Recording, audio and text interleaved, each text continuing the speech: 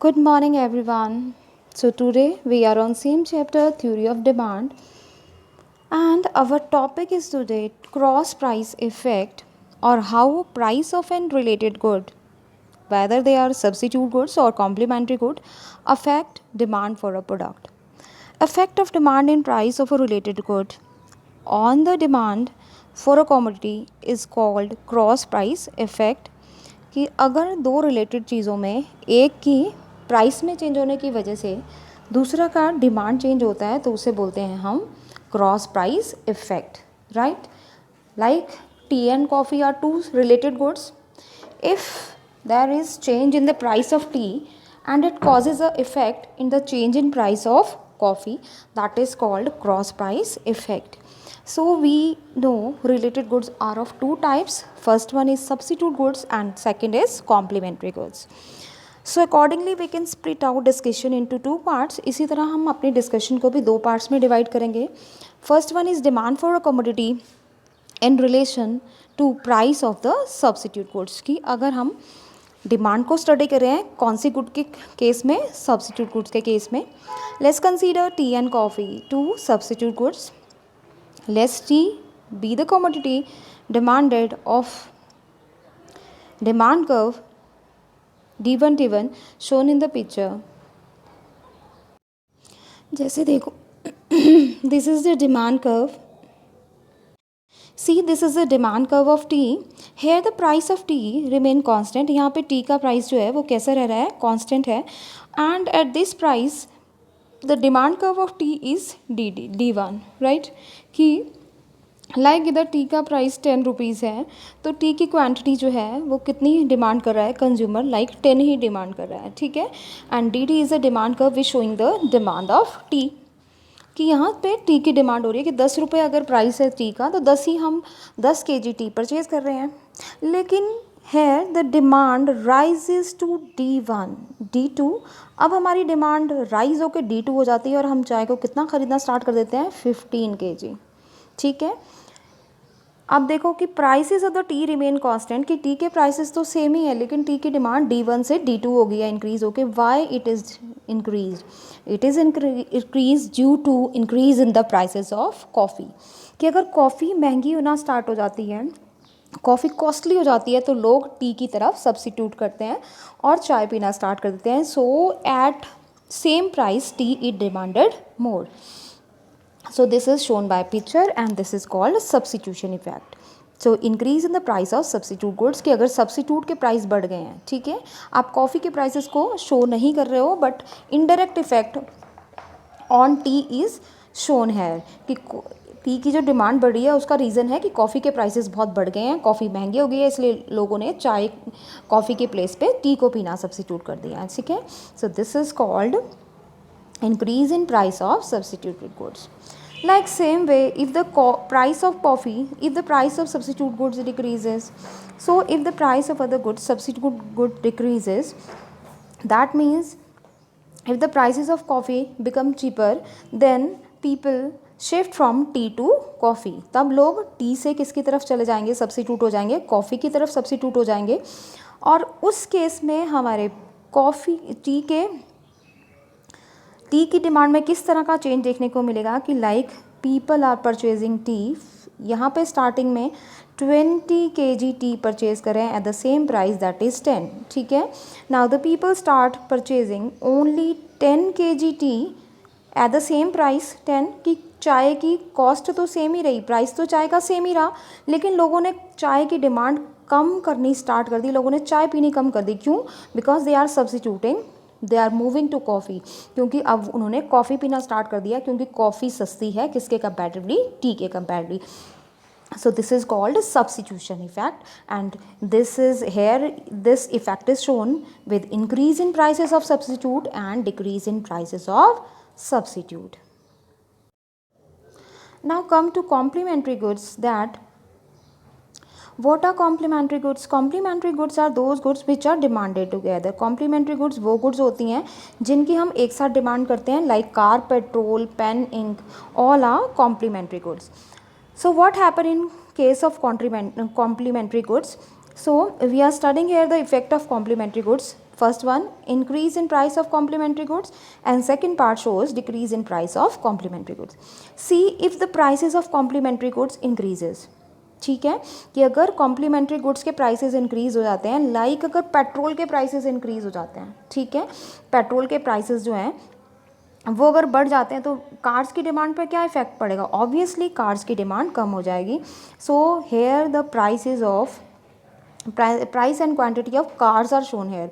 यहाँ पे कार की प्राइस और क्वांटिटी दी है, तो ये कार का प्राइस है कि पी प्राइस पे कंज्यूमर कार्स को कितना खरीद रहे हैं, ये यानी कि पी प्राइस पर 10 कार्स परचेज कर रहे हैं कंज्यूमर. ठीक है, तो ये क्या है आपका D1 है, डिमांड कर्व 1 है. अगर प्राइसेस पेट्रोल के इंक्रीज हो जाते हैं, if the prices of petrol rises then the consumer start buying less of cars, so our demand curve shift to leftward and it changes to D2 condition, that is shown by D2. So that means if the price of complementary good rises, the demand of that product start declining, right? कि अगर petrol महंगा हो जाता है तो लोग गाड़ियों की डिमांड करना कम कर देते हैं. So this is the effect shown here with increase in the price of complementary good. Decrease in the price of complementary goods. Now we are describing here the price of complementary goods. अब इसमें देखो कि अगर complementary goods का price decrease करता है, like अगर petrol सस्ता हो जाता है तो कार्स की डिमांड पर क्या फ़र्क पड़ेगा?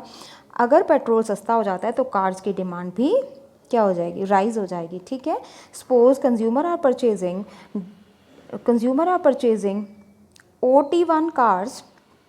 OT1 cars at price P1 price पे कंज्यूमर OT1 कार्स खरीद रहे हैं. ठीक है, if the prices of petrol falls, so in that case the demand for cars will be increased. कि अगर हम पहले कारें सिर्फ T खरीद रहे थे तो अब अगर पेट्रोल सस्ता हो जाता है तो हम कारों की डिमांड ज़्यादा करेंगे और T1 कार्स परचेज करेंगे because due to decrease in the price of complementary goods. So here we have shown the price of decrease in the price of complementary goods and its effect on complement. The next topic is relationship between income and demand. Now here we are describing the relationship between income and demand. कि यहाँ पे हम income और demand के relationship को study कर रहे हैं कि income का demand पे क्या effect पड़ता है. We know that goods are of 2 types. हमें पता है कि गुड्स कितने टाइप की होती है, 2 टाइप्स की गुड होती है. Like first one is normal goods and the second one is inferior good. So in case of normal goods क्या होती हैं? Normal goods are those goods which are demanded more with increase in income. कि ऐसी goods जिनको consumer अपनी income के बढ़ने पर ज़्यादा खरीदता है. ठीक है, normal goods are those goods the demand for which increases और decreases with change in income, with increase और डिक्रीज इन इनकम. कि अगर आपकी इनकम में इंक्रीज़ होने से आप इन गुड्स को ज़्यादा खरीदते हो और इनकम में डिक्रीज़ होने से कम खरीदते हो, तो ये कौन सी गुड्स हैं? आपकी नॉर्मल गुड्स हैं. ठीक है, सो here the effect of demand curve are shown for normal goods with change in income of the buyer.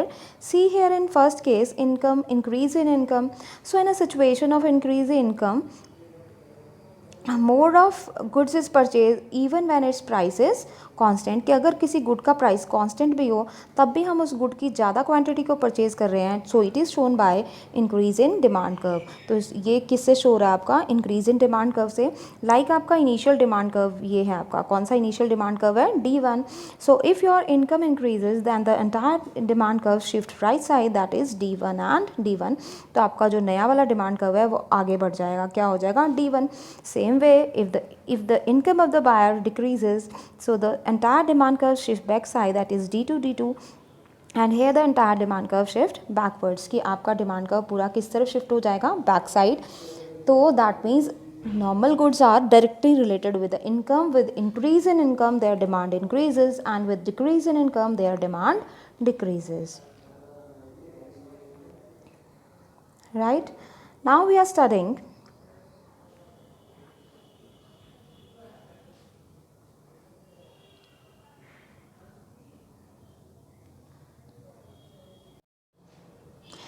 We are studying here inferior goods. Inferior goods क्या होती हैं? Inferior goods are those goods which are inversely related with the income. कि वो goods जिनका income के साथ, consumer के income के साथ इन्वर्स रिलेशनशिप होता है.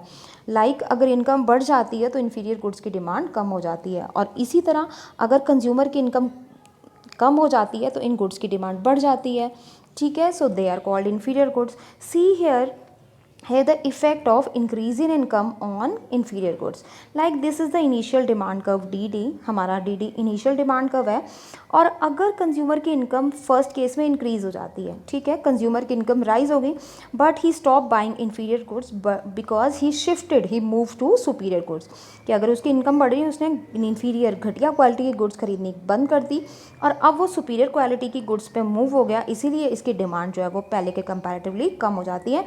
Now the consumer are buying D1 quantity of inferior goods, so that means with the increase in income the demand for inferior good falls. And next case, decrease in income. If the income of the consumer decreases, then he start buying more of inferior goods. So in that way our demand curve shift to right side, that is D2 and D2. Now the new demand curve is D2 with decrease in income. That means the inferior goods are inversely related with income. Thank you.